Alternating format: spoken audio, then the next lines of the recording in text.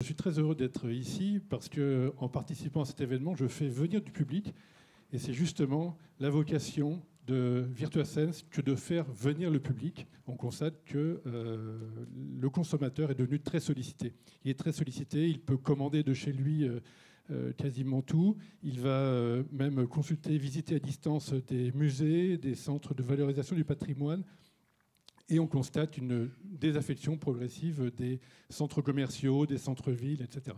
Notre premier marché, il était destiné essentiellement à l'activité de valorisation du patrimoine. Notre spécialité, c'est de faire des interactions. Par exemple, on va faire interagir le physique et le virtuel. On s'est fait connaître surtout grâce à ça au départ. C'est la réalité augmentée en 3 dimensions.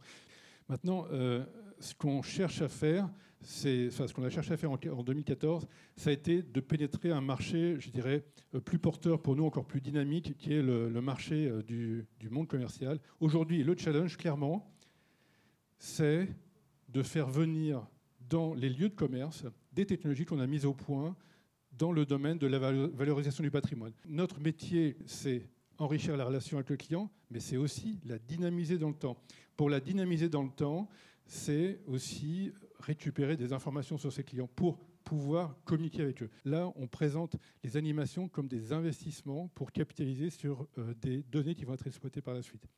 Et donc, déjà, c'est une représentation géoréférencée de l'ensemble des clients qui ont participé à telle ou telle animation, mais c'est une base qui va vivre dans le temps. On a le projet d'intégrer cette base avec des informations qui viendront d'autres sources, qui pourront être par le biais d'intégration avec les systèmes d'encaissement, avec les systèmes des capteurs, etc. Le but, ce n'est pas d'inonder les consommateurs par des mails qui ne sont pas ciblés, c'est d'arriver à une communication très orientée vers la bonne cible, par mail, par SMS, par texto ou par communication via les réseaux sociaux. On souhaite aujourd'hui lever des fonds. Pourquoi ? Parce que ce qui nous intéresse, c'est d'aller plus vite, de profiter d'une fenêtre de tir qui est intéressante, il y a une demande. On veut continuer dans l'investissement, dans tout ce qui est data intelligence, travailler sur la qualité des informations qu'on va proposer aux commerçants pour faire de la personnalisation de la communication. Et puis toute la partie innovation dans l'expérience client. Il faut rester à la pointe parce que c'est ça aujourd'hui qui nous distingue de la concurrence.